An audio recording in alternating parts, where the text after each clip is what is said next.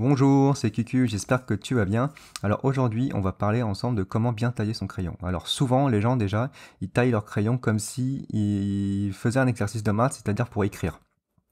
Et le plus souvent, c'est que quand ils taillent leur crayon, en fait, tu vois, ils bougent le crayon comme ça.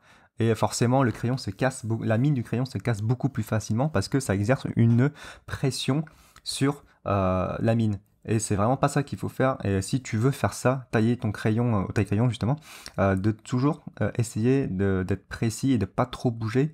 Ou si ça peut être plus facile pour toi, de juste tourner le taille-crayon et donc le crayon.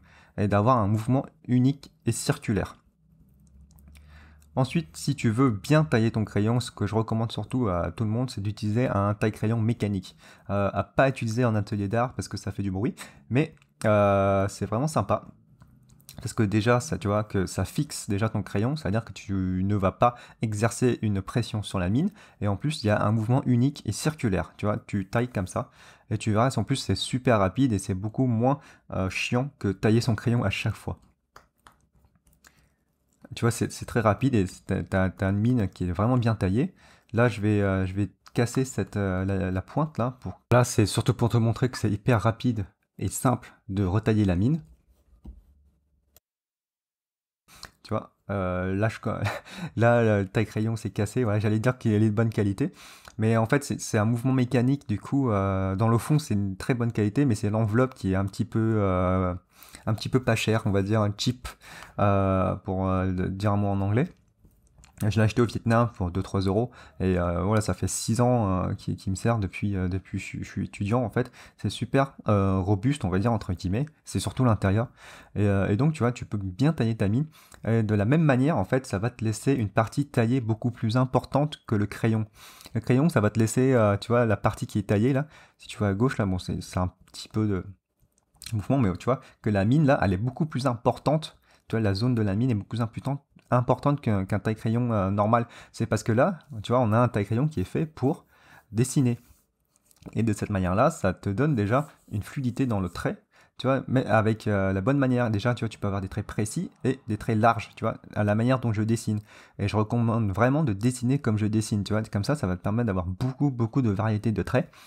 Euh, et tu vois, de tenir le crayon pas comme tu écris, mais sur le haut, en fait. Tu vois, tu tiens le crayon sur le haut.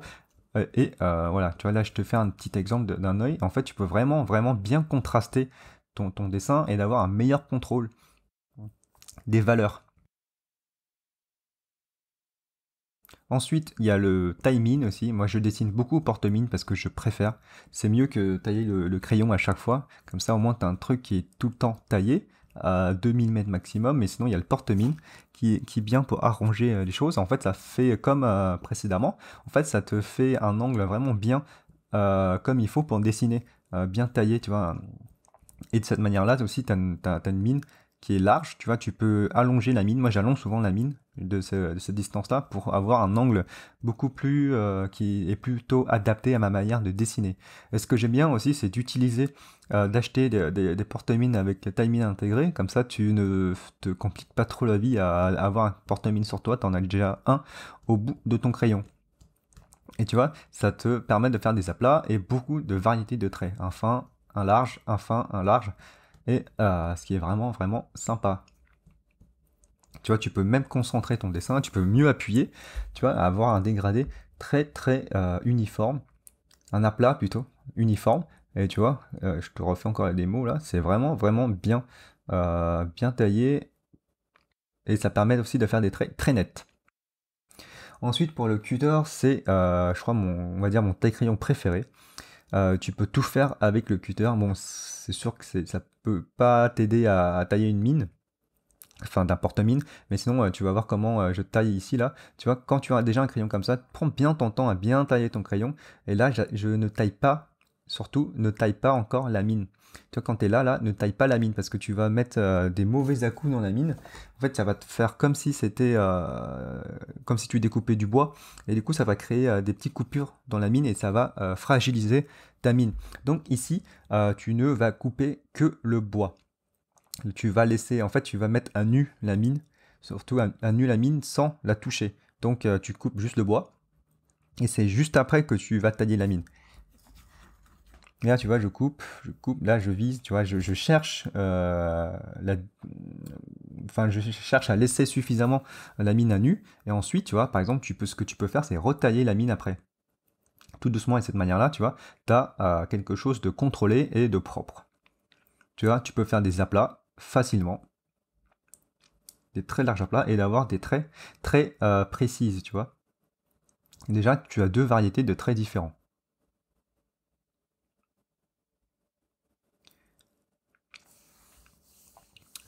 Ensuite, ce que tu peux faire ensuite, c'est par exemple pour les crayons Van Gogh, là, ça c'est pour Joël, qui disait qu'il manquait de précision avec ces crayons-là, et j'espère que ça pourra l'aider, cette vidéo. C'est si elle pouvait tailler de la même manière que moi. Attention, par contre, c'est beaucoup plus dur, parce que ces crayons-là, ne jamais utiliser de taille-crayon, parce que c'est de la pierre, c'est comme si c'était de la boue sèche, tu vois, ça fait une boule, et quand tu t'exerces une pression sur la boue sèche, la boule de boue sèche, tu vois, elle se détruit, tu vois. Bah, c'est un petit peu pareil pour ces crayons-là en pierre. Donc si tu tailles au crayon, bah, en fait, tu vas exercer une pression, une mauvaise pression dans la pierre. Enfin, ça va se casser très très facilement. Donc ce qu'il faut faire, c'est utiliser le crayon, le cutter, pardon. Le cutter. Et là, comme tout à l'heure, je taille que le bois. Je n'attaque que le bois, je mets à nu la mine. J'y vais doucement, doucement, avec contrôle. Tu vois, je laisse aussi le cutter pas très longue, tu vois, la lame du cutter pas très longue pour avoir un contrôle sur la taille et d'avoir suffisamment de force pour bien tailler, tu vois. Tu vois, j'attaque pas la mine, tu vois. J'enlève juste les copeaux de bois. J'essaie d'aller doucement. Et là, en fait, tu vois, j'ai élargi la lame du cutter, tu vois. Ça veut dire que le cutter est beaucoup plus mou. Et c'est là que j'attaque la mine du cutter, tu vois, c'est beaucoup plus mou là. Ce qui permet d'éviter une pression trop forte sur la mine. Et de la même manière qu'à partir de ce moment-là aussi, tu peux tailler avec le papier de verre, c'est la même chose. Mais moi, je préfère le cutter, comme tu te limites qu'à un seul cutter, ça t'évite d'avoir le cutter plus le papier de verre, c'est pas très pratique d'avoir trop de choses. Et voilà, du coup, tu vois, ça te donne une variété de traits. Déjà, tu peux faire un trait normal, tu peux faire des aplats vraiment, vraiment très larges.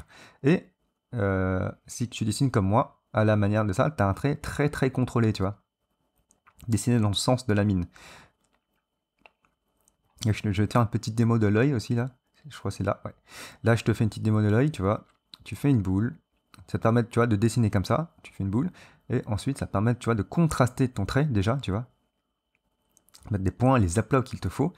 Ensuite d'avoir des gros traits, tu vois, des gros traits comme ça t'évite déjà de rentrer dans le détail et dessiner à la lumière, tu vois, c'est-à-dire que là, tu vois, j'ai dessiné que l'ombre, j'ai dessiné aucun trait des yeux, quoi, c'est juste de l'ombre et de la grosse masse sombre. Là, j'ai fait tomber, le récipient, ça a foutu des copeaux partout dans mon appartement, et c'était pour une bonne cause, donc j'ai laissé ça pour l'instant.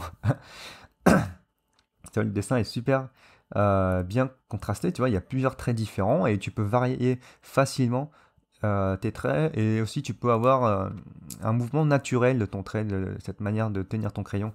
Et voilà, si ton crayon n'est pas à tes goûts, bah, tu peux toujours continuer à le tailler. À la fin, tu vois, comme dans ton crayon il est très à nu, tu mets la lame très large et tu prends ton temps pour le tailler, quoi. Après, je te recommande toujours d'en avoir deux de crayon, parce que quand tu es en atelier d'art, par exemple, il y a une pause de 10 minutes, si ton crayon se casse au plein milieu de la pause, tu es un petit peu dans l'embarras parce qu'il faut retailler ton crayon. Donc, pense bien, si tu fais des ateliers, d'en toujours en avoir deux ou trois. Donc voilà, pour montrer, voilà mon crayon de modèle vivant, j'ai deux pointes, tu vois, une large et une courte. Comme ça permet d'avoir une variété de traits en plus. En plus, si une se casse, bah, il y a toujours une qui le remplace. Enfin, pour mon crayon à papier, tu vois, j'ai une mine assez large. Ça me permet aussi, bah, c'est pareil en fait que le porte-mine. Ça permet d'avoir une large variété de traits et de moins tailler souvent le crayon, tout simplement. Donc j'espère que tu as aimé la vidéo. N'hésite pas à mettre un like, un j'aime, ça va m'aider et de t'abonner. Et si tu as des questions, n'hésite pas à poser en commentaire. Je te dis salut!